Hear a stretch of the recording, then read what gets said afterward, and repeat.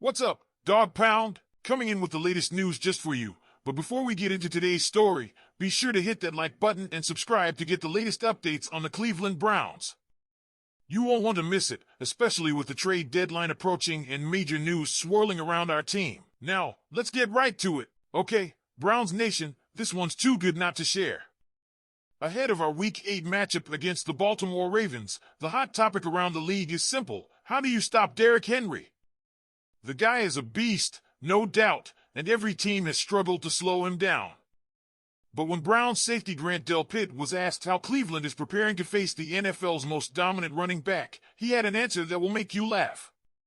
Delpit said, "We're going to put DeWand Jones back there and have him give us some looks." Can you imagine that, Browns fans?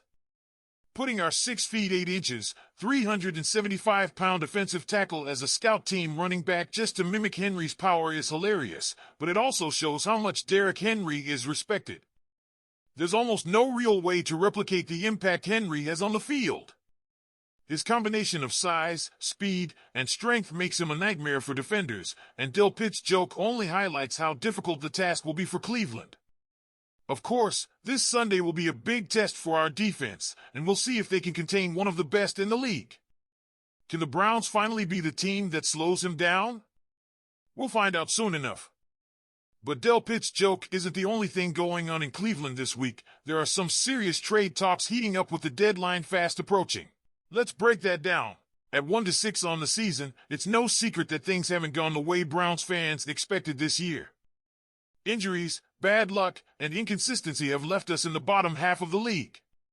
Bottom of the AFC North. But with the NFL trade deadline approaching on November 5th, the Browns could look like sellers, and some big names are floating around the rumor mill. By now, we've all heard the Myles Garrett talk, and let's be real, trading Garrett would be shocking. He's still one of the best defenders in the game, even if he's been battling injuries. Garrett is the heart of this defense, anchoring a top-tier pass rush, and his value to the team is undeniable. Despite his struggles this season, many analysts, like Kevin Patra, don't see the Browns parting ways with Garrett anytime soon. But that doesn't mean other big defenders are off the table. Names like Zadarius Smith, Dalvin Tomlinson, and Greg Newsome are all being bandied about as potential trade chips. The Browns are looking to the future, and with 8 draft picks already lined up for 2025, adding a few more by trading some veteran players could help rebuild the team. In particular, Zadarius Smith has garnered a lot of attention. He's had a solid year so far with 4 sacks and is a proven veteran presence. According to reports, teams like the Detroit Lions, Baltimore Ravens, and Washington Commanders have reached out to the Browns to inquire about Smith's availability. The Browns could be looking to trade a 3rd to 5th round draft pick in exchange for Smith, which would help them prepare for the future without completely destroying the team. So what does all of this mean for the Browns? Well, with Deshaun Watson out for the season, it could be time to evaluate the roster and make moves that set the team up for long-term success. If Cleveland can keep Garrett and Watson while adding valuable draft picks to fill other holes on the roster, we can avoid a complete rebuild and get back into contention next year. Now, I want to hear from you. What do you think of Delpit's comment about stopping Derrick Henry? Do you think our defense can slow him down on Sunday? And what about those trade rumors? Should the Browns move someone like Zadarius Smith, or do we keep our core intact and roll with it this season? Now, let's dive into the unfortunate news surrounding running back Nyheim Hines and the major changes happening on offense. The Browns were counting on Nyheim Hines to bring some serious versatility to the offense this year, both as a dynamic weapon out of the backfield and as a return specialist. Unfortunately, it's official, Hines won't play a single down for the Browns this season.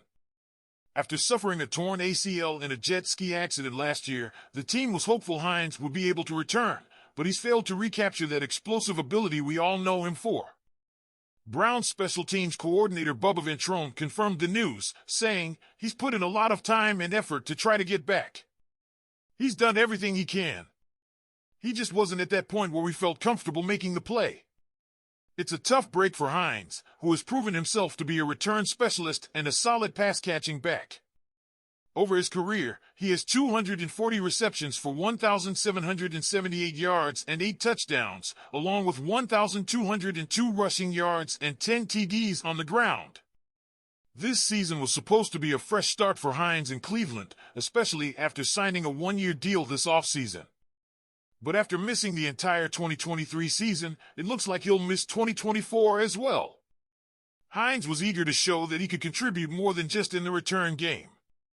In fact, in May, he said, the return specialist thing was kind of disrespectful, honestly. I don't know of any other return specialist that has over 230 receptions in 5 years. But even if he had returned, Hines would have faced stiff competition in the backfield with Nick Chubb back in action, plus the rise of Jerome Ford, Pierre Strong Jr., and the newly acquired Dante Foreman. It's a crowded room, and it may have been tough for him to find playing time. It's definitely a disappointing situation for Hines and the Browns, who are hoping he could add a new dimension to their offense. We'll see if he can bounce back next season, but for now, Cleveland has to move on without him. Now, let's talk about the other big change happening in Cleveland, the offensive changes. It's no secret that the Browns' offense has struggled this season. In fact, it's been one of the worst in the NFL, averaging just 253.9 yards per game and a dismal 15.6 points per game.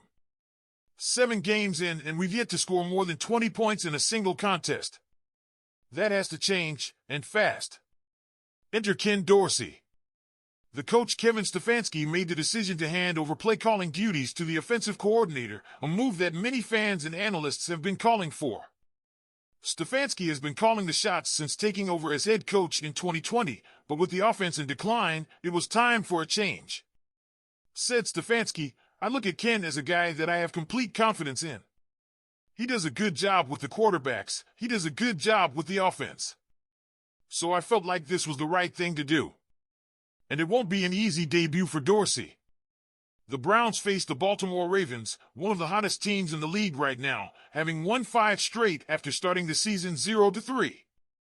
Baltimore's defense is on fire, and Dorsey's first test will be figuring out how to get Cleveland's offense back on track against this team on the rise.